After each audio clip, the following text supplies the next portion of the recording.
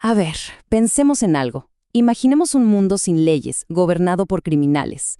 Suena a caos total, ¿verdad? Bueno, ahora imaginemos que esos mismos criminales tienen sus propias leyes y que a veces son incluso más estrictas que las nuestras. Hoy vamos a explorar esta increíble contradicción, las constituciones criminales. Y esto nos lleva a la pregunta central de todo esto, que es casi una paradoja.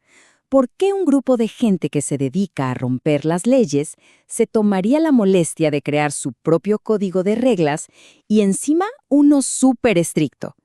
Es una idea que de entrada como que no cuadra con lo que pensamos sobre el crimen y el orden.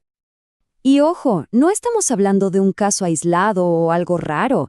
Este fenómeno lo vemos en todos lados, a lo largo de la historia y en diferentes culturas. Desde los piratas del Caribe, allá por el siglo XVIII, hasta las pandillas de hoy en día, o la mafia siciliana, claro, e incluso en sociedades secretas dentro de las cárceles polacas. Todos, de una forma u otra, operan con reglas formales. Para entender el porqué, tenemos que meternos de lleno en el problema fundamental que todos estos grupos comparten. Se le conoce como el dilema del forajido. Y en el fondo, se resume en una verdad muy simple. Si algo sale mal, no pueden marcar el número de emergencias y llamar a la policía. A ver, pongámoslo en perspectiva. Una empresa como, no sé, cualquiera, depende del Estado para casi todo lo que tiene que ver con seguridad.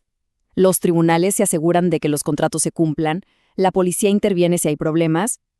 Pero las organizaciones criminales, bueno, ellas tienen que construir todo ese sistema desde cero. Tienen que ser su propio gobierno, su propia policía y su propio poder judicial.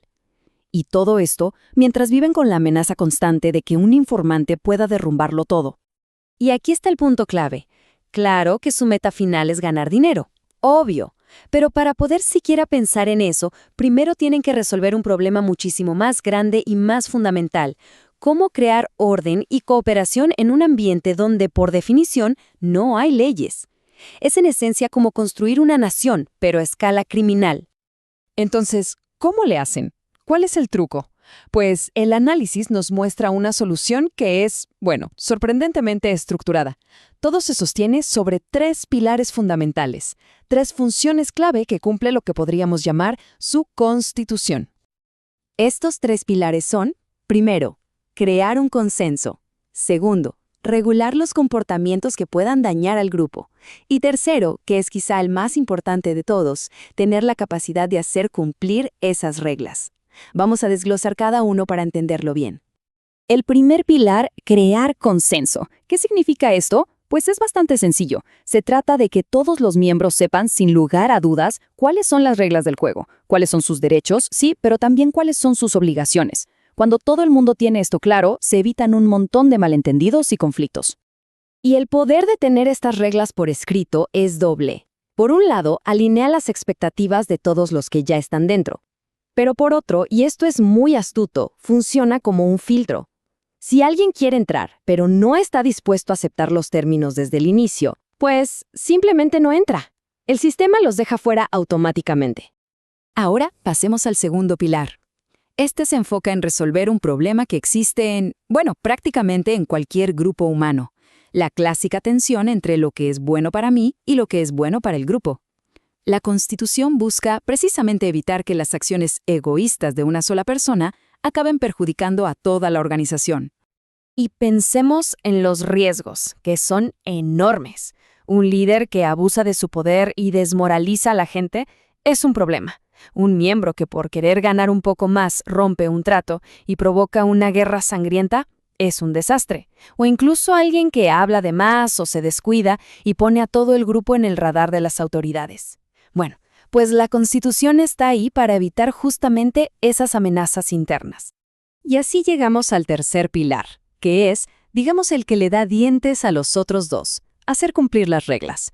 Porque, seamos sinceros, un código de conducta sin consecuencias es solo un pedazo de papel.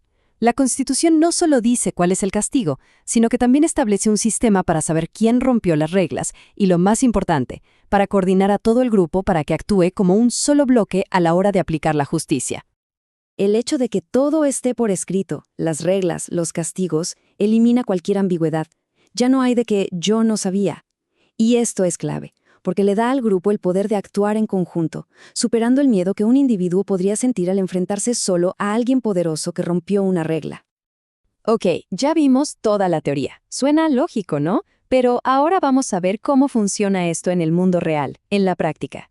Para eso, vamos a meternos en el caso de la Nuestra Familia, una de las pandillas carcelarias más notorias de California. Para que nos hagamos una idea, la Nuestra Familia es una organización grande y muy compleja. Pero su principal problema es geográfico. Tienen miembros regados por todo el sistema de prisiones de California y también en las calles. Así que mantener el control y la coordinación es una verdadera pesadilla logística.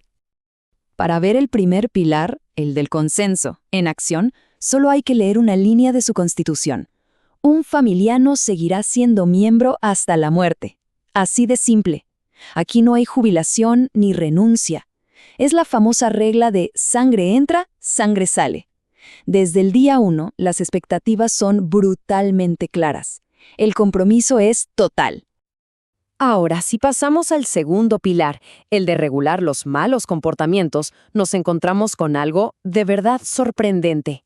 Resulta que ni siquiera el líder máximo, el general, está por encima de la ley. La Constitución tiene una cláusula de destitución, una especie de impeachment, si sus comandantes deciden que no está actuando por el bien del grupo. Es un sistema de pesos y contrapesos en el corazón de una tiranía. Y que nadie piense que esto es solo una regla bonita escrita en un papel. No, esto pasó de verdad. En 1978 se descubrió que el general se estaba robando miles de dólares de la organización. ¿Y qué pasó? Inmediatamente los capitanes usaron la Constitución para acusarlo, destituirlo y castigarlo. La Constitución funcionó, tal y como estaba diseñada para hacerlo. Y finalmente, el tercer pilar, el de hacer cumplir las reglas. En la Nuestra Familia, esto se ve de una forma fascinante. Tienen un proceso formal de quejas. Esto significa que cualquier soldado, del rango que sea, puede saltarse a su jefe directo y apelar al líder supremo si siente que un superior está abusando de su poder. Es un mecanismo súper ingenioso para asegurarse de que la información importante siempre llegue hasta arriba.